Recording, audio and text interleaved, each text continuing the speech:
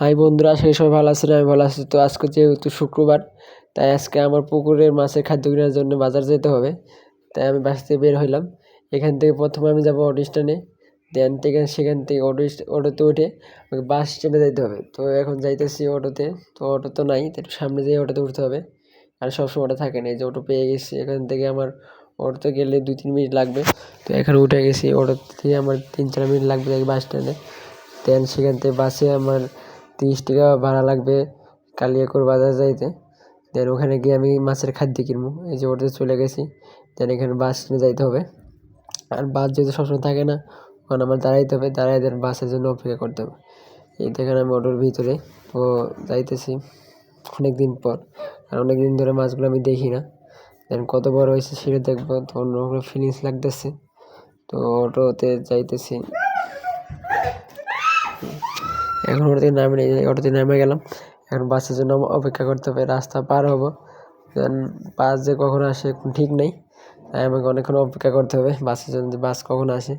তো এখানে আমি রাস্তা পার হবো। এই যে রাস্তা অনেকটাই ফাঁকা, বাট বেশিরভাগ অটো চলতেছে। তাই এখানে আমাকে দাঁড়িয়ে অপেক্ষা করতে হবে বাসের জন্য, দেখি বাস কখন আসে। বাট অনেক রোদ, অনেক বিরক্ত লাগতেছে এখানে বাসের জন্য অপেক্ষা করার জন্য। যেহেতু লোকাল বাস কখন আসবে কোনো ঠিক নেই, তাই আমি একটা দোকানের কাছে শ্যামাতে দাঁড়াইলাম আর কি। কারণ আজকে অনেক রোদ, এই জন্য আর কি। তো অনেকক্ষণ দাঁড়ানোর পর বাস আসলো, বাসে উঠে গেলাম আমি। তো অনেকক্ষণ পর পাইলাম, যেহেতু একটা সিট পাইছি তাই বসে রয়েছি বাসে।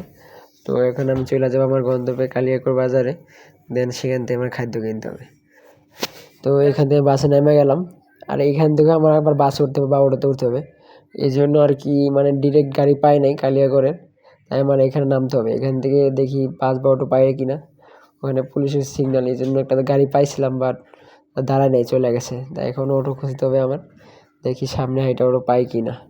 এই জন্য ভালো লাগে না। ওখান থেকে যে আমি ডাইরেক্ট গাড়ি উঠতে পারতাম, তাহলে একবার বাজারে গিয়ে নামতে পারতাম। যেহেতু পাই নাই, এখন আমার এই যে অটো খুঁজতে হইতেছে। আর অনেক রোদ, অনেক বিরক্ত লাগতেছে এই যে অটো খোঁজার জন্য। যেন আমি এখন সামনে যাবো, দেখি অটো পাই কিনা। পাইলে তো ভালোই হয়, নাইলে আবার হাঁটতে হবে বা বাসের জন্য অপেক্ষা করতে হবে। তাই এখানে আমি সামনের দিকে আগাবো, দেখি পাই কিনা। তো অবশেষে অটো পাইলাম, কেন অটোতে উঠলাম। এখান থেকে আমার অটো তো যেহেতু 20 টাকা ভাড়া নেবে, সেহেতু আমার প্রায় 10 থেকে 12 মিনিট সময় লাগবে ওখানে যাইতে। যেন অটোতে গেলে ভালোই লাগে, চারপাশে আস্তে আস্তে পরিবেশগুলো দেখা যায়, খুব ভালো একটা জিনিস। দেন অটো থেকে নেমে আমার হেঁটে আবার 5 মিনিট লাগবে তো সেখানে যাইতে। তো আবার চলে আসলাম খাদ্যের দোকানে। তো এখন আমি জিজ্ঞাসা করবো যে কোন খাদ্যগুলো কীরকম বা দাম কেমন, যেহেতু নিতে হবে। আগে নিয়েছিলাম, যেহেতু ফিট নেই, তো এবার নিব। দাম টাম জিজ্ঞেস করতেছি যে কেমন। তো অবশেষে কিনছি, কেনার পরে আবার উঠতে উঠলাম। দেন এখান থেকে আমার 50-60 টাকা ভাড়া লাগবে ওখানে যাইতে। দেন যাওয়ার পরে আপনাদের দেখাইতেছি পুকুরটা।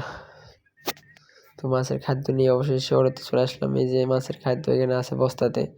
দেন এখান থেকে এখন আমি চলে যাব একদম বাড়িতে। তো ওখানে বাড়ির কাছে পুকুর, ওখানে আমি যাইতেছি। তো আজকে সকালবেলা, তো সেহেতু রাস্তা অনেকটাই ফাঁকা, তাই ভালো লাগতেছে। না হলে যে আমি পড়লে যাইতেছি আর রাস্তা দুই পাশের পুকুর, এখন আমাদের একটা ছোট ব্রিজ পার হইতে হবে। আর ব্রিজটা আমার অনেক ভালো লাগে, যেহেতু ব্রিজ পার হওয়ার পরে রেল লাইন পড়বে। তো রেল লাইনে অনেক সুন্দর চটপটি পাওয়া যায়।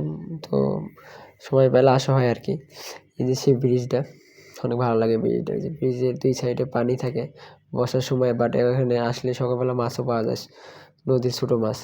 এখন আমি প্রায় কাছাকাছি চলে আসছি। তো এখানে আমি মেন রাস্তা থেকে গ্রামের রাস্তা দিকে যাব। এই যে অটো চলে গেছে, তো এখান থেকে আমার বেশি সময় লাগবে না, হাইস্ট 5 থেকে 7 মিনিট সময় লাগবে। তাই আমি এখন চলে যাবো এই যে এখানে। তো অবশেষে চলে আসলাম সেই পুকুরে, যেহেতু মাছের খাদ্য দেওয়ার জন্য। এই যে এটা হচ্ছে যে পুকুর। তো আজকে আমার পুকুর নামতে হবে, আমার দেখতে হবে যে মাছগুলো আসলে কত বড় হয়েছে। তো 3-4 মাস হয়েছে মাছগুলো ছাড়ছি, এখনো ধরে দেখি নাই। তো যেহেতু শীতের সময় মাছ বাড়ে না, তাই এখানে পুকুরে সাঁতার কাটতে হবে কাইটা, যেহেতু কোনো সমস্যা নয় গ্যাস্ট্রিকের। তাই আজকে পুকুরে নামবো আর কি। এই পুকুরে অনেক শ্যাওলা পড়ে গেছে, এখন পুকুরে নাইমা আমার এগুলা সব পরিষ্কার করতে হবে কচুরি পানা দিয়া। এই সাইডে নাই, বাট ওই সাইডে অনেক কচুরি পানা। তো আজকে আমার সবাইগুলো পরিষ্কার করতে হবে, এবং নেক্সট টাইমে যখন আমরা আসবো তখন আমি আপনাদের মাছ ধরে দেখাবো। তো আজকের ব্লগটা এই পর্যন্তই। তো সবাই সাপোর্ট দেবেন, ভালোবাসা দেবেন। তো নেক্সট টাইমে করার উৎসাহ পাই এবং নেক্সট টাইম আপনাদেরকে আমি দেখাবো যে পুকুরের মাছগুলো আসলে কত বড়। তার সবাই ভালো থাকবেন, সুস্থ থাকবেন। আল্লাহ হাফেজ।